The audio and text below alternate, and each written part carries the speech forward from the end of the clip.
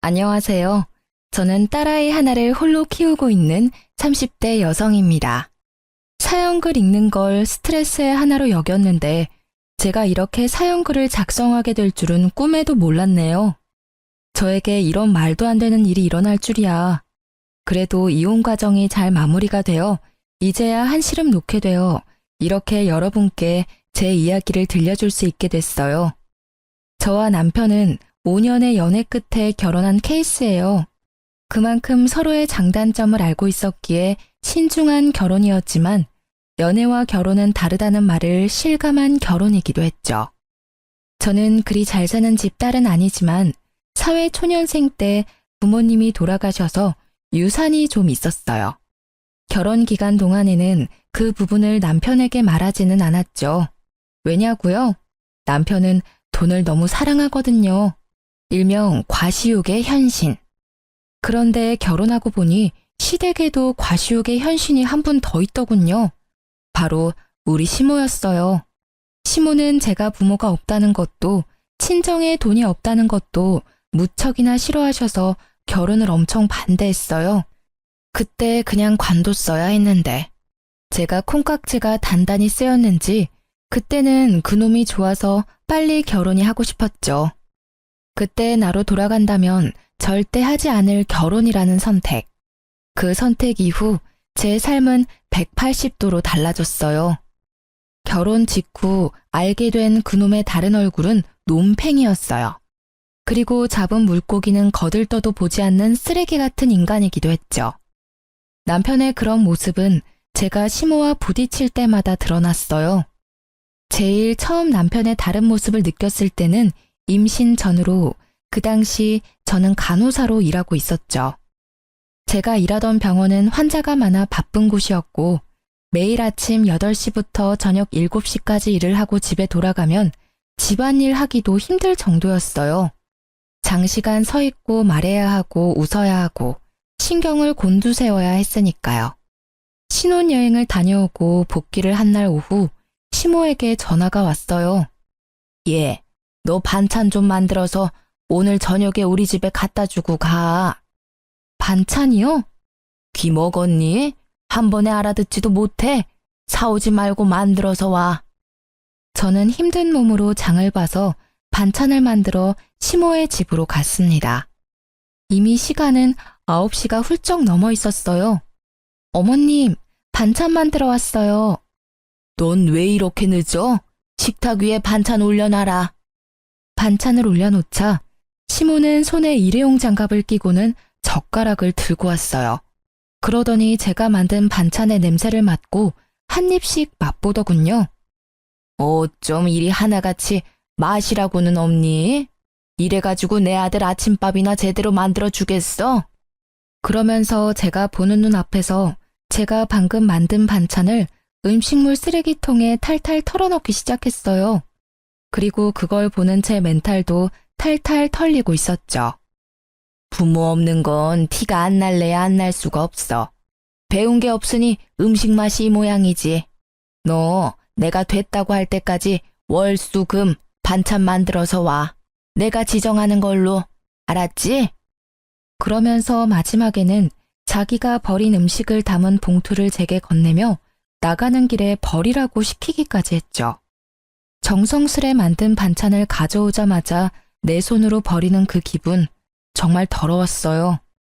눈물도 나고 눈물이 마르니 화가 나고 화가 가라앉으니 어떻게 하면 복수할 수 있을까를 생각하고 있더라고요. 어머님, 반찬 가져왔어요. 그래, 오늘은 닭갈비, 오이소박이, 시금치 나물이지? 시모가 젓가락을 들어 한 입 넣는 것을 보며 저는 속으로 웃었습니다. 이게 뭐니? 닭갈비가 왜 이렇게 달아? 오이소박이는 짜고 시금치는 왜 이렇게 곤죽이 됐어? 제가 조미료를 잘못 봤나 봐요. 그치만 어차피 쓰레기통에 버릴 음식 상관없지 않나요? 드시지도 않을 거 설탕 덩어리, 소금 덩어리면 뭐 어때요? 먹을 사람도 없는데. 예, 그럼 너 일부러 이랬다는 얘기니? 제가 왜 일부러 그러겠어요. 어머님이 제 음식을 일부러 버리는 게 아닌 것처럼 저도 일부러 그런 건 아니에요. 말하는 것 좀 봐. 음식 버린 게 그렇게 화났어? 그럼 음식을 맛있게 해와. 그러면 내가 버릴 리가 있겠어? 네가 못 배운 걸 왜 내 탓을 하고 난리니? 어머님도 못 배운 티가 나세요. 누가 음식을 그렇게 함부로 대해요? 음식 남기면 지옥 간다는 말도 있잖아요. 그러다 진짜 큰일 나면 어쩌시려고. 너 지금 나 타박하는 거니? 좀 기가 막혀서 네가 그러고도 며느리야? 음식이 음식 같아야 말이지. 소여물 같은 음식도 반찬이라고 시어머니한테 가져오다니. 네, 어머님이 그렇게 말씀하시면 어쩔 수 없죠. 소여물 같은 음식 2번 다시 어머니께 가져다 드리지 않을게요. 그럼 됐죠? 결국 저는 6개월 만에 반찬 지옥에서 벗어났습니다. 그러나 그 뒤에는 더 큰 지옥이 기다리고 있었어요. 육아휴직 중에 시모의 호출로 시작된 그 일이요. 예, 너 오늘 쇼핑하는 때 따라와라. 그날은 우리의 음력 생일이었어요.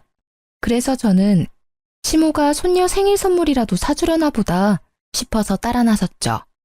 애를 맡길 곳이 없어 어린이집에 맡겨두고 백화점으로 갔어요. 너 뭘 그렇게 멀뚱멀뚱 쳐다봐? 빨리 들어. 아니, 자기는 손이 없고 발이 없는지 저에게 짐을 들도록 시키더라고요. 뭐 거기까지는 그나마 좋게 봐줄 수 있었어요. 백화점에서 몇 보따리를 사서 나온 시모가 이번에는 자신이 가던 정형외과로 향했어요. 시모는 족저근막염이라는 걸 앓고 있는데 잘 낫지 않아서 정기적으로 정형외과를 방문하고 있었어요. 그런데 그날따라 한 간호사와 트러블이 잦더라고요. 저는 하녀처럼 옆에 붙어서 다니고 있었기에 시모의 과도한 요구와 간호사의 불친절이 만나 싸움판이 벌어진 것을 구경하고 있었죠. 아가씨, 여기는 왜 금액이 이렇게 비싸? 저번에 다니던 곳은 이곳 1회 금액으로 2회를 할 수 있을 정도였는데 너무 과잉 청구 아니야? 간호사는 보기 드문 미인이었어요. 한번 보면 잊기 어려울 정도로 존재감이 넘치는 얼굴이었죠. 그녀는 시모에게 밀리지 않고 더 당당하게 말했어요. 환자분, 그러면 그 병원 가시면 되잖아요. 왜 다른 병원 와서 남의 병원이 이렇다 저렇다 떠드시는 거예요? 싫으시면 여기 오지 마세요. 그 병원이 뭔가 마음에 안 들었으니까 여기 오셔놓고 무슨 불평불만이 그렇게 많으세요? 시모 못지않은 드센 기운의 간호사는 시모를 납작하게 눌러버렸죠. 대파랗게 어린 게 두 눈 부릅뜨고 말하는 것 좀 봐. 어른한테 그게 할 소리야? 너 내가 원장한테 말해서 여기 그만두게 만들어줄 테니까 딱 기다리고 있어. 으름장을 놓는 시모의 말에도 그녀는 네 성의 없는 말투로 일관했고 결국 시모는 화가 머리끝까지 났습니다. 그런데 엉뚱하게도 그 간호사가 키운 불똥이 제게 튀었죠. 오늘은 저녁 먹고 들어갈 거야. 그 말에 저도 출출함을 느꼈기에 시모를 따라 안으로 들어갔어요. 그런데 갑자기 시모가 이상하다는 얼굴로 저를 쳐다보더군요. 왜 그러세요, 어머니? 넌 왜 따라와? 네? 난 너랑 같이 밥 먹기 싫어. 나도 밥 편하게 좀 먹자. 네 얼굴 보면서 먹으면 체할 것 같아서 그래. 넌 밖에서 짐이나 지키고 있어. 그 순간 진짜 손이 벌벌 떨리는 게 시모의 뺨을 날려버리고 싶은 기분을 참느라 심호흡을 몇 번이나 했는지 몰라요. 짐이나 지키고 있어라? 아우 진짜. 시모만 아니면 저도 아까 그 간호사처럼 대꾸해주고 싶을 정도였죠. 딸아이 생일 선물 사러 온 거라고 생각했는데 그런 것도 아니었고 가만 보니 딸의 생일인지도 모르고 있는 눈치더라고요. 저런 사람을 시모라고 모셔야 하다니. 그러던 중에 전화벨이 울리더라고요.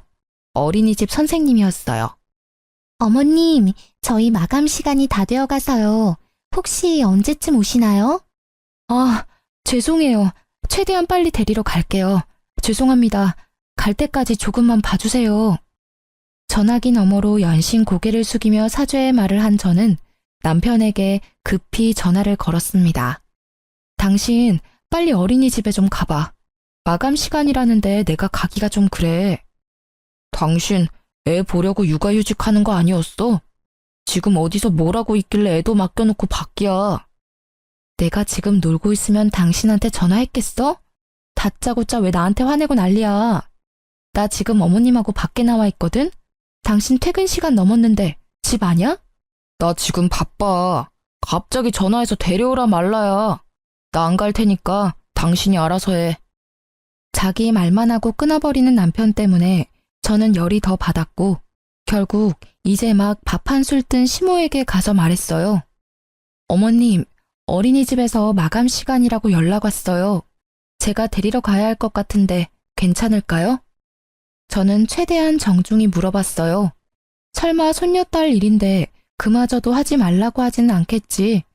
그렇지만 시모는 제 짧은 생각을 한참 넘어서는 상식의 소유자였어요. 네가 가면 내 짐은 누가 지키니?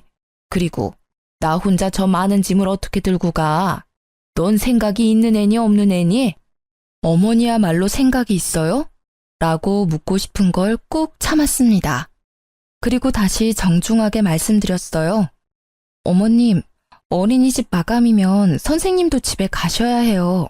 우리 애 하나 때문에 선생님 힘들게 할 수는 없는 노릇이잖아요. 그게 그 사람들 일 아니니? 바쁜 사람 위해서 어린이집이 있는 거지. 그렇죠. 바쁜 사람을 위한 어린이집이죠. 그런데 저는 바쁜 일이 없으니까 그만 가보겠습니다. 어차피 밥은 어머님 혼자서 드시고 짐은 발이 달린 것도 아닌데 알아서 잘 있겠죠. 집에 가실 때는 알아서 하세요, 그럼. 야, 너 어디 가? 짐 하나라도 없어지면 네가 책임질 거야? 당장 이리 오지 못해? 제 등 뒤에서 고래고래 고함을 지르는 시모를 모른 채 하고 저는 택시를 타고 어린이집으로 갔습니다. 택시 안에서 초조하고 미안한 마음에 눈물이 다 나더라고요. 두 번 다시 내가 저놈의 시모 믿나 봐라 하는 마음만 가득했어요. 애는 늦게까지 혼자 있어서 그런지 시무룩해 보였어요. 저는 백화점에서 딸 생일 선물 하나 사오지 못한 저를 원망했어요. 점심때 어린이집에 맡기면서 우리 딸 생일 선물 사오겠다고 말했는데 그걸 지켜주지 못해서 속상했거든요. 집에 와서 아이를 재워놓고 나니 억눌렀던 화가 차오르는 것이 느껴졌습니다. 12시가 넘어서야 남편 놈이 어슬렁어슬렁 기어들어오더군요. 당신 지금까지 어디서 뭐 하다가 오는 거야? 설마 술 마셨어? 그래, 술 한잔 했다. 왜? 마누라가 집에서 보라는 애는 안 보고 싸돌아다녀서 열받아서 한잔 했어. 아이고, 애 좀 데리고 오라고 했더니 한밤중까지 술을 쳐드시고 오셨어? 당신 나하고 애한테는 신경도 안 쓰지? 내가 못 간다고 이야기하면 당신이라도 가야 하잖아. 오늘 애가 시무룩해서는 그게 내 잘못이야? 따지고 보면 당신이 육아휴직하면서 집에서 쉬는 주제에 빨빨거리고 돌아다닌 게 잘못이지.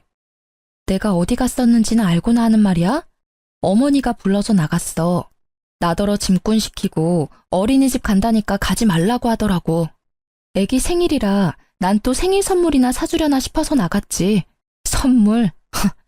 선물은커녕 사람을 식모처럼 부리는데 어떻게 둘이 그렇게 똑같아? 똑같이 무신경하고 제멋대로야. 야, 너 우리 엄마 욕하는 거야? 가만히 보면 너는 우리 엄마에 대한 존중이 없어. 엄마가 일부러 그랬겠어? 곤란하니까 그랬겠지. 네 생각만 하지 말고 다른 사람 생각도 좀 해. 아니, 저녁 시간에 어머니는 식사하러 들어가시고는 나한테는 밖에서 짐 지키라는데 당신은 이해가 돼?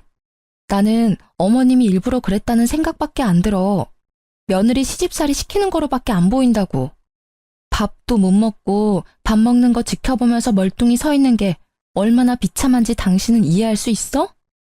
그래서 꼴랑 밥 한 끼 못 먹게 했다고 이 난리야? 그게 그렇게 억울해? 자, 돈 줄 테니까 가서 먹고 와. 아주 배 터지게 먹고 와. 그럼 되겠네.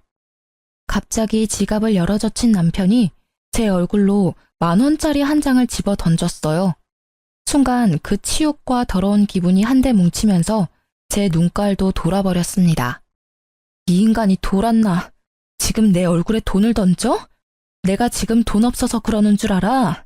사람을 하녀처럼 부려먹는 당신 엄마한테 열받아서 그러지. 당신 엄마? 이게 오냐오냐 하니까 시어머니를 뭐라고 생각하는 거야? 그리고 돈 준 게 싫어? 너 매일 입만 열면 돈 없다 앵앵대잖아. 그리고 남들은 애 보면서 살림도 잘만 하는데 당신은 그거 하나도 제대로 못해서 바쁜 사람 오라가라야? 진짜 한 대 패버리고 싶은 걸 겨우 참았어요. 저놈이 지금까지 돈 없다는 제 말을 이런 식으로 받아들인 줄 몰랐어요. 매번 남편 사치를 말리려고 돈 없다고 자제시킨 것뿐인데. 그래, 남의 남편들은 일하면서도 애한테 어찌나 지극정성인지. 그에 비하면 우리 애 아빠라고 있는 놈은 그 와중에 자기 엄마랑 똑같이 애 생일까지 잊어버리고 바로 어제 이야기했는데 애 얼굴 보는 거 미안하지도 않니? 음력 생일이 뭐가 중요한데 양력 생일 챙겨주면 되잖아. 이러니 내가 당신을 못 믿지. 당신 아버님이 음력 생일 지내라고 한 거 잊었어? 어떻게 아버님만 연락 올 수가 있어? 당신이 오늘 어떻게 나오는지 보고 아버님한테 말할까 말까 고민했는데 안 되겠어. 내일 당장 전화해서 이야기할 거야. 잠깐만. 그런 걸로 무슨 전화까지 해. 좋아. 그럼 내일 가족끼리 가까운 동물원이라도 갔다 오자. 우리 딸 동물원 좋아하잖아. 헬렐레 하던 남편을 바짝 긴장하게 만든 건 제가 아니라 시부였죠. 남편은 시부가 운영하는 작은 회사에서 관리직이라는 명목뿐인 직급으로 일하면서 월급을 받고 있거든요. 게다가 월급 외에도 손녀 용돈이라는 명목으로 매달 몇십만 원씩 주셔요. 몰래 저한테만 따로 용돈도 주시고요. 그만큼 시부는 며느리와 손녀딸에게 잘해주셔요. 진짜 남편놈한테 화나면 다 때려치고 싶다가도 할아버지 품에서 방긋방긋 미소 짓는 딸 생각에 내가 참자고 포기할 때도 있었어요. 제발, 정말로 이제 좀 잘하자. 그리고 당신 어머니한테 말 좀 해줘. 매번 불러내시면 이번에는 진짜 아버님께 말씀드릴 테니까. 그래, 내가 엄마한테 전화해서 잘 처리할게. 잠깐만 기다려봐. 지금 당장 전화할게. 그러더니 생각이 있는지 없는지 새벽 1시에 시모께 전화를 하지 뭐해요. 저는 어이가 없었지만 시모도 된통 당하길 마음으로 막지 않았어요. 엄마는 왜 애 잘 보고 있는 주부를 불러다가 그런 일을 시켜? 그리고 애 손녀 생일을 잊고 사는 할머니가 세상에 어딨어? 이제 2번 다시 와이프 쓸데없는 일에 와이프 불러내지 마. 한 번만 더 그러면 아버지한테 이를 거야. 유치하기 이를 데 없는 아버지에게 이른다는 협박이 이 집에서만은 만능이었어요. 게다가 오밤중에 자기 엄마한테 전화해서 전화리를 치다니. 그래도 제 속은 시원하긴 하더군요. 야, 너 네 안사람 얘기 듣고 이러는 거니? 나도 걔 때문에 힘들었어. 짐꾼으로 불렀는데 휙 가버리고. 결국 택시기사님이 옮겨주셨잖니? 엄마, 와이프가 무슨 짐꾼이야? 결국 목소리 큰 놈이 이긴다고 목소리도 크고 막무가내인 남편놈에게 시모가 졌습니다. 데리고 다녀서 미안하다는 말을 끝내 하게 만든 남편이 전화를 끊으며 씩 웃었지만 저는 웃지 못했어요. 아까 전에 남편이 던진 10,000원의 기억이 계속 머릿속에 남아 있었으니까요. 그래도 이때는 이혼까지 생각하진 않았어요. 양친이 없는 제게 가족은 바꿀 수 없는 소중한 것이라는 생각이 머릿속에 가득했으니까요. 그런 제게 이혼의 계기를 심어준 건 다른 사건 때문이었어요.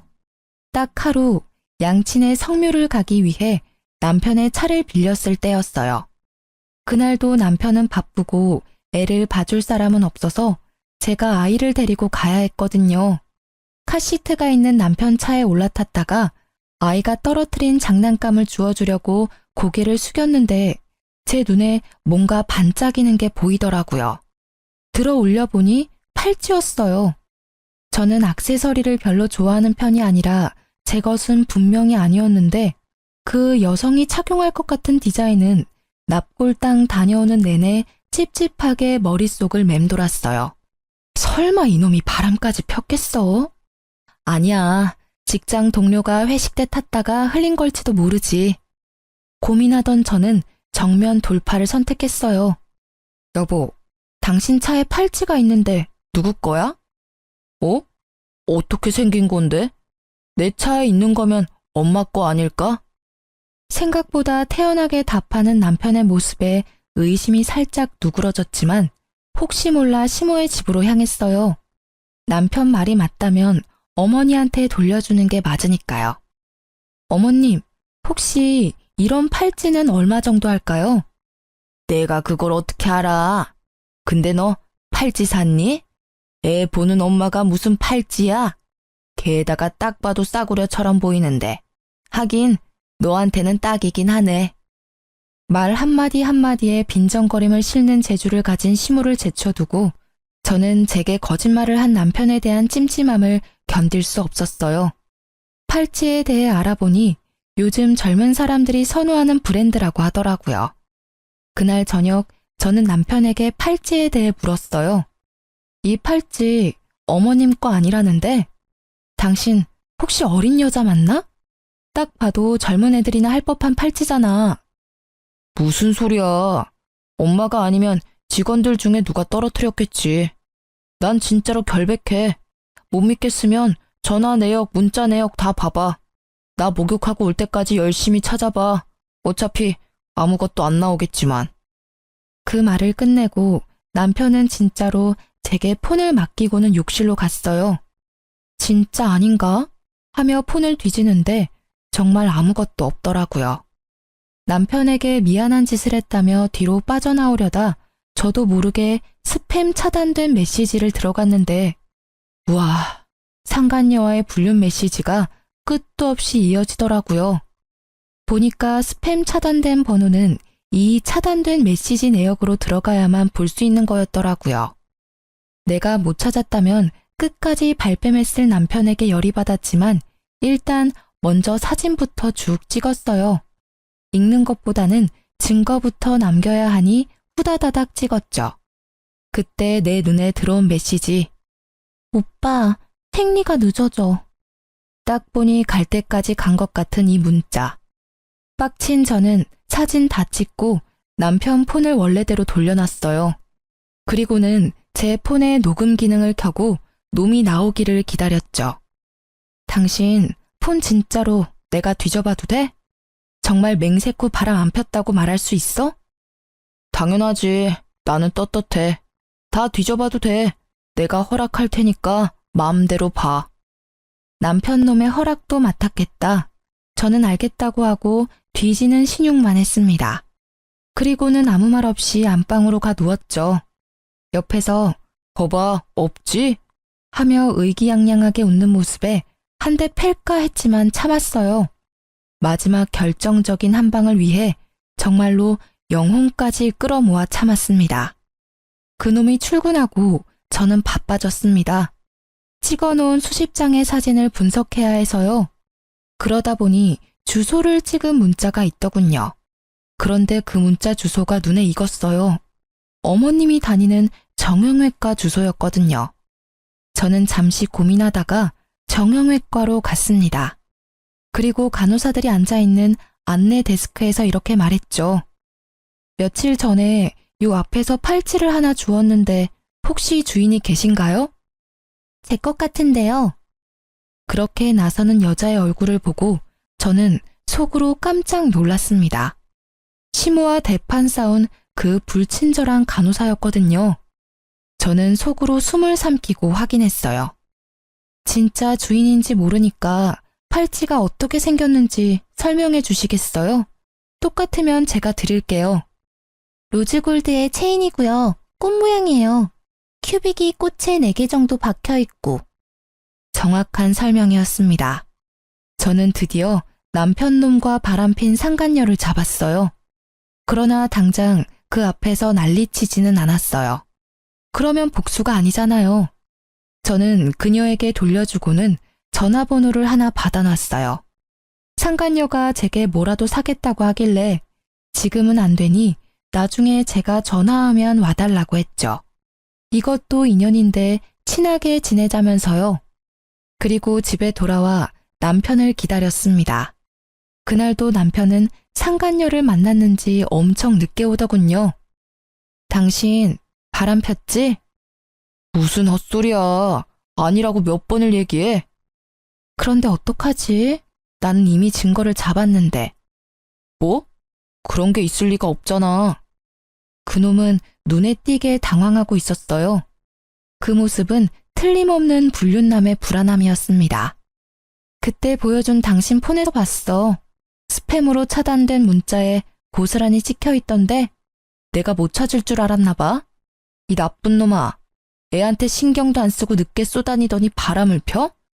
이제 애가 1살이다. 당신 머리통에는 도대체 뭐가 든 거야? 애 아빠라는 생각이 있긴 해? 아, 그래.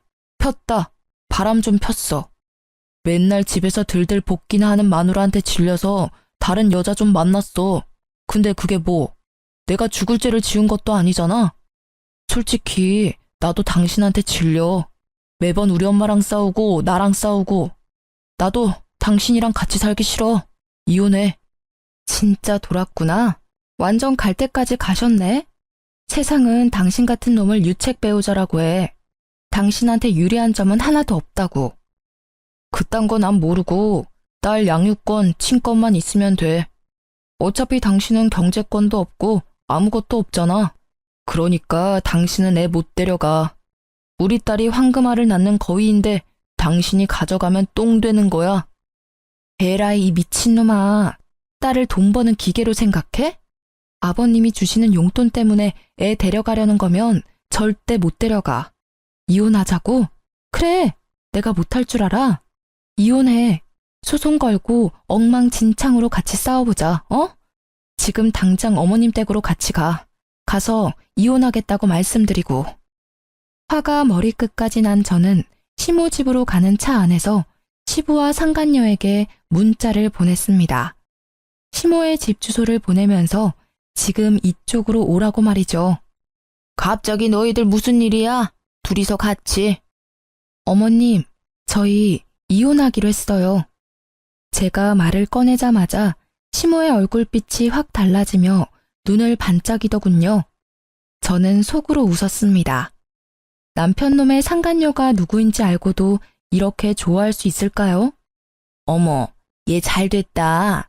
너희는 아무리 봐도 안 맞았어. 어쩜 잘 생각했어. 어머님, 안 맞아서 헤어지는 게 아니라 이 사람이 바람 펴서 헤어지는 거예요. 바람? 너 진짜 바람 폈니? 그건 곤란한데. 저는 시모가 맞받아칠 줄 알았는데 시모는 답지 않게 당황스러운 표정을 지어 보였습니다. 곤란한 게 아니라 잘못된 거죠. 어머님은 아들을 어떻게 키우셨길래 그걸 당당하다고 말하는 거죠? 얘는 말은 똑바로 해. 사람이 바람을 피우는 데는 원인 제공을 한 너한테도 문제가 있어. 제가 무슨 원인 제공을 했어요? 제가 제발 좀 여자 만나라고 이 인간한테 여자를 들이밀기를 했어요? 아니면 여자한테 우리 남편 좀 만나달라고 빌기라도 했어요? 말을 참 이상하게 하네요? 잘못은 이 새끼가 했는데 왜 제 탓을 하세요? 네 꼴을 좀 봐. 그걸 나한테 물으면 내가 뭐라고 해야 하니? 네가 이렇게 추레하게 다니니까 네 남편이 바람을 피우지. 얼굴이 못생겼으면 돈이라도 많던가. 세상에 하고 많은 여자 중에 꼭 골라도 이런 애를 골라서는 그래도 이제 헤어진다니 다행이구나. 그게 무슨 소리야?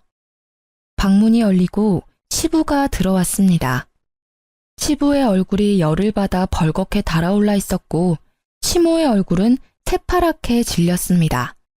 야, 너 바람 폈어? 진짜 바람 펴서 며느리랑 헤어지는 거야? 그게 바람을 핀 게 아니라 성격이 안 맞아서 헤어지는 거예요. 매번 엄마랑 싸우고 저랑도 안 맞고. 대신 애는 제가 데려올 거예요, 아버지. 아버님, 그이에게 상간녀가 있더라고요. 이게 바람 핀 게 아니면 뭐겠어요? 그 여자랑 결혼하겠다고 저랑 헤어지겠대요. 멍청한 놈, 전하의 몹쓸 놈. 핏줄 어디 안 간다더니 지 어미랑 똑같은 짓을 해? 네 어미랑 내가 왜 별거 중인지 몰라서 그런 짓을 해? 여보, 지금 며느리는 저희랑 급이 안 맞아요. 친정에 부모도 없고 돈도 없고 그렇다고 예쁘기나 해요? 그 입 좀 다물어. 당신 그 바람기로 내가 받은 고통, 이번에는 당신 자식이 제 아내한테 그대로 저지르고 있어. 당신은 느끼는 게 없어? 그러고도 당신이 어미야? 아버지, 이 사람이 매번 어머니랑 싸워서. 내가 바보냐? 며느리한테 다 들어서 이미 알고 있다. 하나부터 열까지 네 어미와 네가 잘못한 짓을. 네 어미가 그런 짓을 저지르면 너라도 네 처를 감싸고 위로해야지. 아이고, 자식 새끼라고 하나 있는 게 모질이가 따로 없어. 이유가 어찌 됐든 둘 다 이혼하기로 한 거 그냥 허락해주고 재혼시켜줘요. 새로 들일 애는 집도 꽤 살고 애도 참아대요. 이놈의 옆했네. 끝까지 반성은커녕 불난 집에 부채질만 해? 좋아. 그렇다면 나도 이제껏 질질 끌어온 일을 해결해야겠지. 오늘부터 당신에게 주던 돈은 다 끊을 거야. 아니 여보, 그럼 저더러 어떻게 살라는 말이에요? 그리고 너, 내일부터는 다른 직장 구해봐.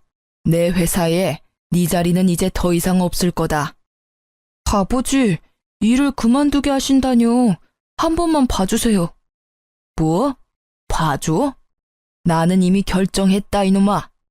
이 집안의 바람으로 이런 일 일어나는 건 마지막이어야 할 거야. 아니면 내가 진짜로 이번에는 당신이랑 이혼하고 아들놈 호적에서 파버릴 테니까. 아버지, 아버지는 도대체 누구 편이에요? 내가 저 여자랑 안 살겠다는데 왜 아버지가 이 난리시냐고요? 이놈이 그래도 제정신을 못 차리지? 내가 왜 난리냐고? 내가 내 손녀딸 할아버지라서 그렇지. 니놈한테 무슨 아빠 자격이 있어? 귀한 딸 팽개 쳐놓고 여자 만나러 다니는 꼴이 어떻게 둘이 똑같아? 시부의 분노에 찬 고함 소리가 끝나자마자 벨이 울렸어요. 저는 후다닥 뛰어나가 상간녀를 안으로 들였습니다. 제가 부탁한 순대 사오셨네요. 고마워요. 제가 순대를 너무 좋아하거든요. 자, 어서 들어오세요. 집안이 좀 어수선하긴 하지만. 거실로 들어오는 그녀의 모습에 놀란 건 남편뿐만이 아니었어요. 두 사람의 그 썩어버린 표정을 보니 제 기분이 너무 상쾌하더라고요. 게다가 상간녀는 남편과 시모를 쳐다보더니 망했다는 표정으로 그 자리에 서 있었어요. 망했겠죠. 자기가 그렇게 업신여기던 민폐 환자가 여기 딱 서 있는데. 왜 네가 여기 와? 나 팔찌 찾아주신 분이 이분이셔. 뭐? 팔찌? 그래, 그 팔찌. 망할 당신이 나한테 거짓말했던 그거 어머님 거 아니었더라? 그래서 내가 주인 찾아줬어. 그리고 이참에 여기에 불렀지. 관계자들 다 모였으니까 이혼 얘기 이제 해보자고. 제 말이 끝나기도 전에 시모는 발광을 했습니다. 거의 발작 수준이었죠. 그것도 이해는 가요. 시모를 하찮게 여긴 간호사잖아요. 물론 하찮은 사람이긴 하지만 대놓고 그런 대우를 당한 게 처음이라. 예, 너 만난다는 여자가 이 여자야? 미쳤어, 미쳤어. 이 여자 절대로 안 돼. 도대체가 너는 보는 눈이 왜 이렇게 없어? 게다가 순대 내가 제일 질색하는 걸 들고 왔잖아. 엄마가 어떻게 얘를 알아? 두말 안 해. 나는 이 애는 허락 못 해. 같은 값이면 그나마 조금이라도 순종적인 며느리가 낫지. 어머님, 제가 왜 남아있으리라고 생각해요? 저 나갈 건데요. 이제 와서 버스 잡아도 늦었어요. 저도 두 분한테 정이 뚝 떨어졌거든요. 정말 어디 가서 이런 애들만 골라서 와? 좀 괜찮은 애를 데리고 와야 데리고 다닐 맛이 날 거 아니야. 상간녀는 잠시 주변을 둘러보는 듯 하더니 생각이 끝난 듯 말도 안 되는 말을 짓거리더라고요. 안녕하세요. 정하경이에요. 오빠와는 만난 지 1년 됐고 오빠와의 결혼을 진지하게 생각하고 있어요.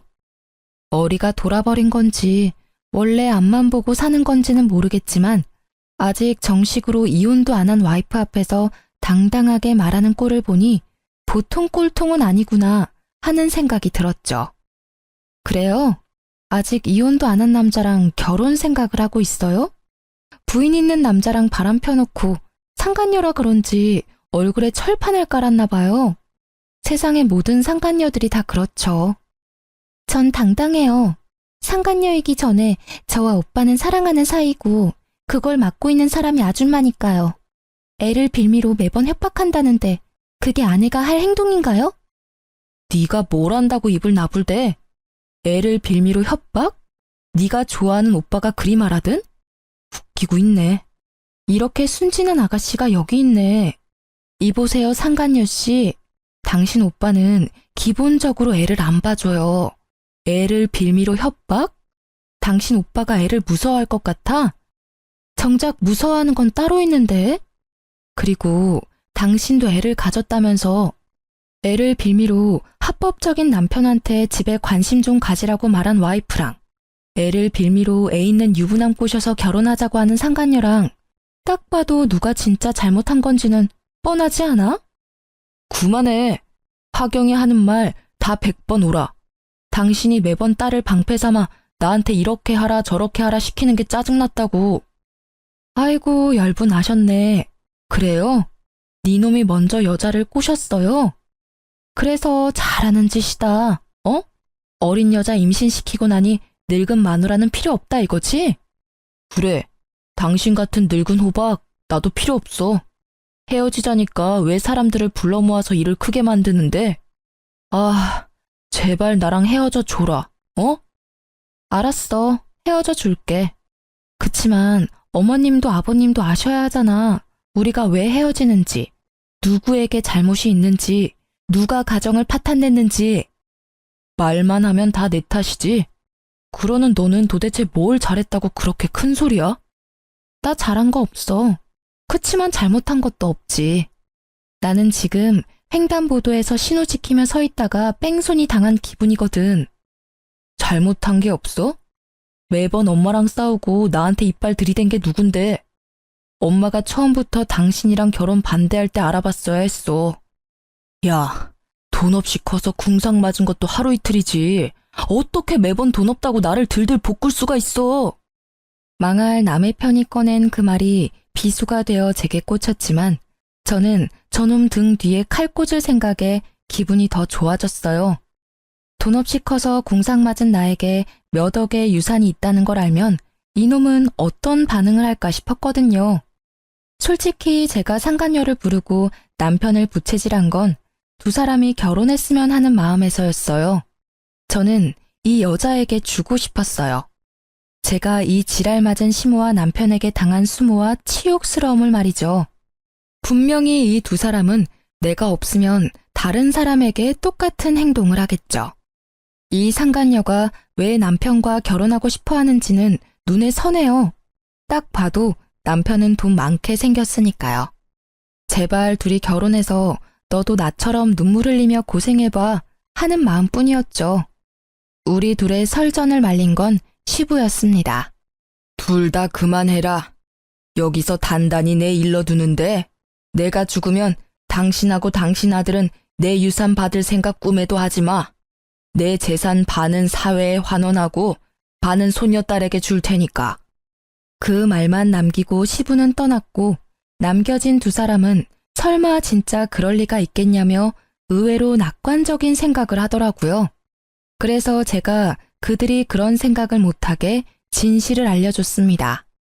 아버님이 저번에 변호사와 유언장 다시 작성했다고 하셨는데 다들 그건 잊고 계시네요. 거기 뭐라고 적혀 있을지 궁금하지는 않으신가 봐요? 저는 그렇게 말하고 그 집에서 나왔습니다. 집에서 딸과 제 물건을 챙겨 나오고서는 남편과 이혼 소송 진행했어요. 부모님이 남긴 유산으로 교회에 적당한 집도 하나 사고 파트타임으로 일하며 일자리도 얻었어요. 그리고 제가 집을 샀다는 걸 어디서 들었는지 시모가 제 집으로 찾아왔더군요. 예, 잘 지냈니? 일하느라 애 보니 힘들지? 그래서 내가 반찬 좀 싸왔어. 시모의 몰골은 웃기지도 않았습니다. 언제나 명품을 휘두르고 있던 시모에게 명품이라고는 하나도 보이지 않았으니까요. 내가 많이 잘못했어. 너한테 돈이 많았다면 미리 얘기하지 그랬어. 그랬으면 내가 그렇게까지 하지는 않았을 텐데. 아들도 많이 후회하더라. 그러니 다시 잘해보는 게 어떠냐? 이 집도 내놓고 우리 집으로 들어오고. 그리고 너 아직 네 시아버지랑 자주 만나는 것 같던데 그 사람한테 잘 얘기해서 나 용돈도 다시 받도록 해주고. 바뀐 줄 알았더니 하나도 바뀐 게 없더라고요. 사람 쉽게 바뀌지 않는다더니 어찌 이리 얄미운 부분은 그대로인지. 게다가 돈이 많았으면 나를 괴롭히지 않았을 거라는 그 생각이 정말 천박하고 예의 없는 생각이라는 걸 아직 모르더군요. 게다가 용돈을 다시 받을 수 있도록 해달라니. 제게 와서 할 말은 아니잖아요. 시부에게 가서 손이 발휘되도록 빌어야 할 일을 어째서 내게 책임 전가를 시키는지. 저는 쓰레기통을 가져와 시모가 가져온 반찬통 옆에 뒀습니다. 그리고 반찬통을 열어 하나하나 쓰레기통에 집어넣었어요. 반찬을 싸우면 제가 용서할 거라고 생각했어요? 아이고, 뻔뻔한 것도 유전인가 봐요. 아주머니께서 당신 아들한테 저하고 헤어지고 다른 여자랑 잘해보라는 말 했을 때부터 우리는 연 끊은 거예요. 아시겠어요? 그러니 당장 나가세요. 결국 시모는 본전도 못 찾고 터덜터덜 나갔죠. 저는 소금을 들고 시모 뒤를 따라가 문 앞에서 밖으로 소금을 휙휙 쳤습니다. 아주 재수가 더러우려니 이런 일을 당하고. 제가 치는 소금에 어이없는 듯 바라보는 시모를 보며 저는 문을 쾅 닫았습니다. 속이 어찌나 시원하던지. 이 정도쯤 했으면 다시 찾아오지는 않을 거라 생각했는데 다음 날 그 인간이 찾아왔더라고요. 남편은 집안에 들어오더니 생각보다 잘 사는 모습을 보고 놀란 것 같더라고요. 그러더니 그 짜증나는 낯짝으로 실실 웃으며 말하더라고요. 엄마가 당신 집에 다녀갔다는 이야기 듣고 들렀어. 잘 살고 있는 거 보니 좋다. 혹시 이혼 다시 생각해 볼 생각 없어? 당신이 원하면 나도 그 여자랑은 인연 끊을게. 내가 왜 당신 같은 놈이랑 다시 재결합을 생각해야 해? 이보세요, 아저씨. 정신 똑바로 차리세요. 지금 그 말부터가 이미 아웃이라고요. 뭐? 내가 원하면 그 여자랑은 인연을 끊어? 야, 이 모자란 놈아. 네가 최소한 나하고 재결합을 운운할 생각이었으면 그 여자랑 인연을 먼저 끊고 나한테 와야지. 순서가 한참 바뀌었잖아. 지금 살고 있으면서 무슨. 아서라, 네가 억만금을 들고 와도 너랑 다시 재결합은 안 해. 그러면 돈이라도 좀 빌려줘. 한 1,000만 원만. 미친. 나한테 돈 맡겨놨어? 그리고 왜 내가 너한테 돈을 빌려줘야 해? 내가 지금 당장 너한테 위자료 받아도 모자랄 판에. 그래, 이혼 소송하고 있으니까 막 가는 거야? 당신이 이렇게 돈 많이 있는지 몰랐지. 있었다는 걸 알았으면 나도 헤어지자고 하진 않았을 거 아니야. 이 말도 진짜 웃기다. 뭐? 돈이 있으면 헤어지자고 하지는 않았을 거라고? 그리고 상간녀랑 분류는 계속 했을 거고? 그게 더 지옥이었겠네. 이러고 보니 내가 너랑 이혼을 결심한 게 올해 들어 제일 잘한 일 같아. 당신이 맨날 돈돈거리니까 내가 다른 여자한테 간 거잖아. 그 부분은 당신이 잘못했다고 생각해. 나 모아놓은 돈도 없는데 일자리도 잃었어. 아버지가 퇴직하고 다른 데 알아보라고 해서. 퇴직금은? 그건 아버지가 내 차 가지고 가셔서 새로 차 샀어. 지금 당장 밥 사 먹을 돈도 없어서 힘들다고. 당신 돈 많아 보이니까.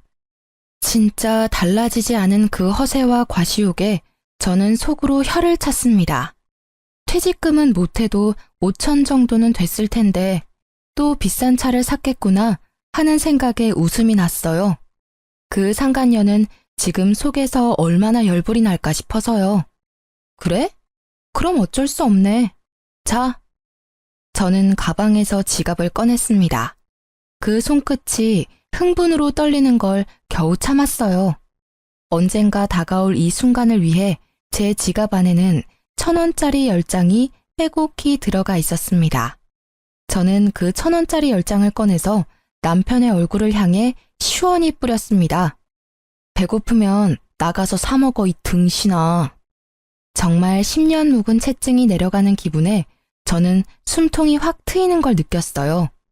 1,000원짜리 세례에 제대로 열받은 남편은 저를 노려보더니 열받아 집을 빠져나갔어요.